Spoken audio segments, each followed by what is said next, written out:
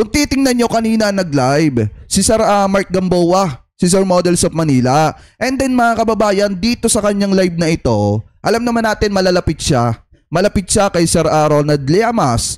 Malapit siya kay former Senator Trillanes na laging updated mga kababayan sa ginagawang operasyon ng ICC. Alam naman natin na malapit din siya mga kababayan kay Richard Haydarian. Ano po, so ngayon kung titingnan natin mga kababayan, habang nakalive kasi siya kanina, nadulas siya. Nadulas. So ngayon ito i-play po natin. Hindi pa tanong, nilabas daw ng ICC. Tapos meron din yung sa Rappler, patanong naman yung sa Rappler kung talaga bang nilabas yung ICC. So, kaya ang daming, ICC arrest warrant for Duterte out. Diba? So, may patanong yung kay Rappler. So, medyo safe. Medyo nagpe-playing safe pa itong si Rappler. Teka lang Yan natin yung buksan natin yung yung vlog ni Yuse Claire, may pahapyaw na positive ang warrant of arrest ng ICC. Diba? Kasi nga mga kababayan, kaya ako kasi ipinakita yung vlog ni Atty. Claire para makita ninyo na may kausap talaga siya. And then, may pahapyaw, may pahiwatig talaga na may nalaman siya, mga kababayan. And then, binerify niya. Tapos, di ba kaya ako din ipinakita sa inyo yung komento ni Secretary J. Ruiz ng PCO, mga kababayan. Kahit si Secretary J. Ruiz, sinasabi po niya na naririnig na niya na totoo nga mga kababayan na lumabas na yung arrest warrant laban po dito kay Duterte mga kababayan galing po sa International Criminal Court. So handa po ang gobyerno na kung sakasakaling anuman yung mangyari, nakahanda ang gobyerno. Mga kababayan, ibig sabihin, talagang umiingay na, umuugong na itong balitang ito at yan siguro yung dahilan kung bakit umisplok itong si Duterte. So ngayon, ipagpatuloy pa natin. Ayun. The moment of the warrant was said to have been issued Saturday morning, March 8, but this could not be independently verified. The ICC has made no official announcement and may not necessarily issue one. 2 weeks ago, there have been word that a warrant was forthcoming and that the PNP had to put in place an arrest plan. The information had apparently been leaked to the Duterte camp. Whether deliberately or not is unclear. 2 weeks ago pala. So yung sinasabi ng mga DDS na matagal ng plano yan, pwedeng nung narinig na merong arrest warrant na palabas, pinlano na itong sa Hong Kong para at least merong excuse. Diba? Kung sakaling malapit na lumabas, pwede nang lumipad papuntang Hong Kong. Kasi mga kababayan, isipin nyo na mabuti kung 2 weeks pa lang alam na ni Duterte yan, natural kapag ka nakarating yan sa grupo ni Digong, 2 weeks ago mga kababayan, gagawa ngayon ng paraan yung mga kaalyado ni Duterte para magkaroon ng dahilan etong si Digong para umalis ng bansa. Nakuha nyo yung pinupunta mga kababayan. Maniniwala pa sana ako kung 1 month ago pinagplanuhan na nila yan. Yang rally na yan, yung pasasalamat rally nila, mga kababayan dyan sa Hong Kong. Maniniwala pa ako na ang purpose ng pagpunta ni Duterte para dun sa event. Mga kababayan, kung yan ay 2 months ago or 1 month ago pinaghandaan ni Duterte ng kampo niya. Kaso ang problema, 1 week ago lang pinaghandaan. Tapos 2 weeks ago, alam na ni Duterte na may lalabas na arrest warrant ng March 8. Kaya nga mga kababayan, kung titingnan nyo, yung event na yan, panakipbutas lang yan para masabi na yan yung dahilan kaya umalis ng Pilipinas si Duterte. Diba, ipagpatuloy pa natin. Another source had said action would take place at Camp Crame and that the PNP would be expected to play a major role. Ayun. One indication that the arrest warrant was coming was what appeared to be a consolidation of witnesses at The Hague. The source refused to elaborate. A second source citing reports on the ground said Duterte departed from Davao for Manila past 9 p.m. nung Thursday, tapos sa Nahiya pa Hong Kong. So wala namang mga kahit na anong whole departure para kay PRRD. Ayan, yun ang sa akin kung isa strategy ng admin ito lang sa akin, kung ako yung nasa admin, dapat inano ko na paano nga ba? Dapat pinaano ko na sa Congress muna. Kasi pwede silang mag-contempt sa Congress, pwede silang dapat pinahold ko na muna sa Congress. Kaso yan, nakaalis na, nandun sa Hong Kong. Ito yan. So, mag-usapan natin totoo bang may ICC o wala? Yan! Yun ang tanong natin. Totoo bang may ICC o wala? Ito lang yan. Kasi sinasabi ng mga DDS, hindi, may event talaga kami sa... Sayang no mga kababayan. Alam nyo, yung posisyon ni Robin Padilla sa Senado, kung maibabalik ko lang yung 2022, tumatakbo tong senador, etong si Mark Gamboa, mas ibuboto ko to kaysa kay Robin Padilla. Bakit mga kababayan?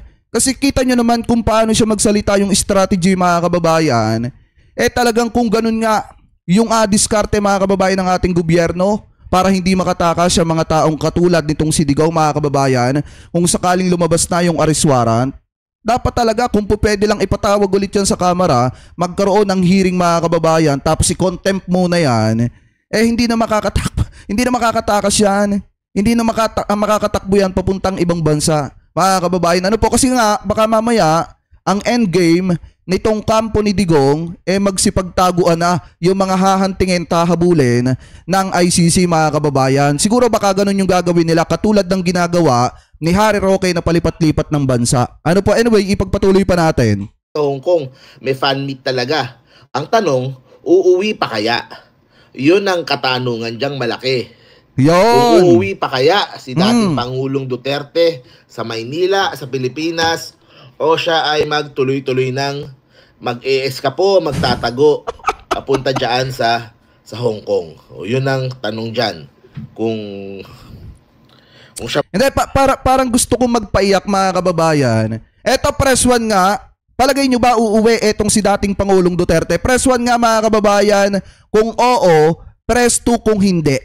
Mga kababayan, sa palagay nyo, uuwi pa kaya si dating Pangulong Duterte para harapin mga kababayan etong palabas na or lumabas na arrest warrant laban po sa kanya. Sa tingin nyo mga kababayan, uuwi pa kaya siya? Press 1 kung oo, press 2 kung hindi kasi natakot na.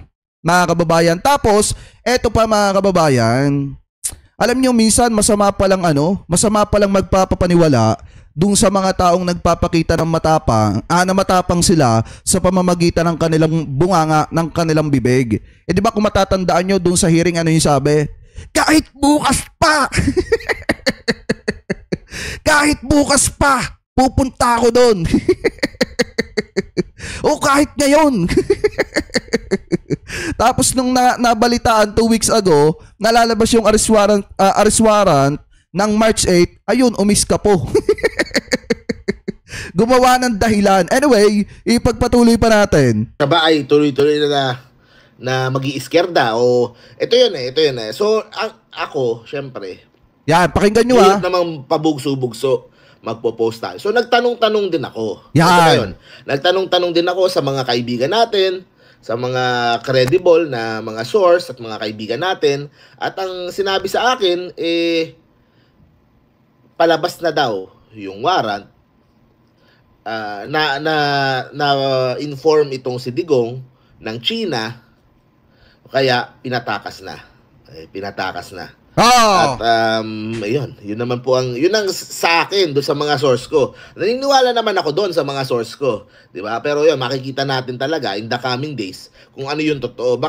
Kasi mga kababayan, sa totoo lang, kinonfirm ko yan kasi baka nga mamaya mga kababayan, tawag dito, baka nadulas lang siya o nagkamali lang siya. Kung matatandaan nyo mga kababayan, na ito pa nga yan ayan pa yung combo namin mga kababayan, ayan ayan nagsend ako sa kanya ng voice record kasi baka nga mamaya mga kababayan, baka nagkakamali lang siya. Siyempre mga kababayan, alam niyo naman yung mga mata ng mga DDZ at saka yung utak ng mga yan, sarado masyado.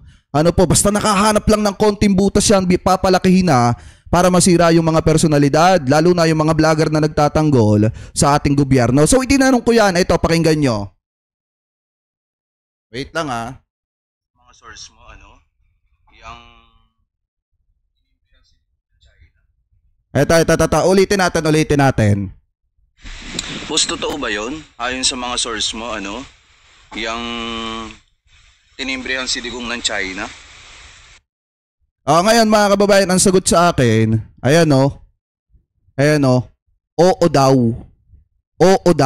mga kababayan. Ibig sabihin, galing mismo dun sa kanya mga source mga kababayan. Alam din naman natin yan, dahil kung matatandaan nyo mga kababayan, matitindi kasi yung source ng mga to. Especially malalapit sila doon sa mga tao na talagang malalapit sa ICC. So possible mga kababayan na yung inisplok niya dito na sinabi sa kanya ng mga source niya na tinulungan etong si Duterte, tinimbrihan etong si Duterte mga kababayan ng China para maka-iskapo, possible na totoo rin. Kasi nga mga kababayan lahat gagawin nila para lang hindi si Duterte mahuli ng Interpol mga kababayan sa pamamagitan ng ating mga law enforcer. Kasi nga kapag mga kababayan, kung matatandaan nyo, nagbitaw naman ng salita etong si Duterte na never siya magpapaaresto sa mga banyaga. Ang sinasabi po niya mga kababayan, kung siya ay makukulong dapat dito sa ating bansa. Kita nyo naman yung stand ng ating gobyerno. Kita nyo yung stand ng gobyerno ni PBBM, medyo nag-iba na mga kababayan dito po sa dating binibitawang salita ng gobyerno natin na hindi papayagan pumasok ang ICC dito at hindi makikipag-cooperate. Pero kung titingnan nyo naman, nagbago bigla yung stand ng ating gobyerno dahil nga mga kababayan, willing na sila i-entertain, kausapin or willing na sila makipag-usap dito sa ICC. So yan yung mga dahilan mga kababayan siguro kung bakit kinakabahan na at natatakot na mga kababayan etong kampo nitong si Digong. So ngayon ipagpatuloy pa natin. As early as tomorrow, Monday, meron na po tayong balita kaagad. Ayan. Kung talaga bang may Di ba wala namang power to enforce ng warrant ang ICC sa non-member. Interpol po kasi ang Interpol ang maglalabas ng warrant. So Interpol, kasama tayo dun sa Interpol, aarestuhin ng pulis natin. Kaya nga pinaplano na Interpol po yung hindi yung sa ICC yung maglalabas ng warrant, Interpol yung magpapa-implement. Tama. So yun po. Sabi ni Rodrigo Jr., tumakas na yan. Baka nag-meet sa mga OFW dahil International Migrants Day, March 9. Pero yun nga kung nalaman nila yung info 2 weeks ago, baka sinet na nila in advance yung greet ngayong araw. Di ba? Kaya ba March 9, tama ngayong araw. Di kasi ata umubra yung mga pakulo nila kasabay ng mga alipores.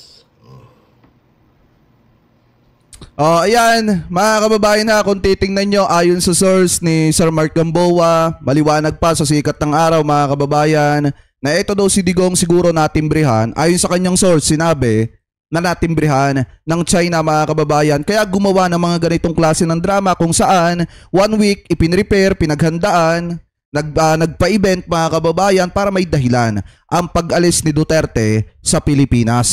So maliwanag din naman mga kababayan na yun pong lumabas or na-arrest warrant na naibalita sa Rappler mga kababayan 95% ipagpalagay natin verified.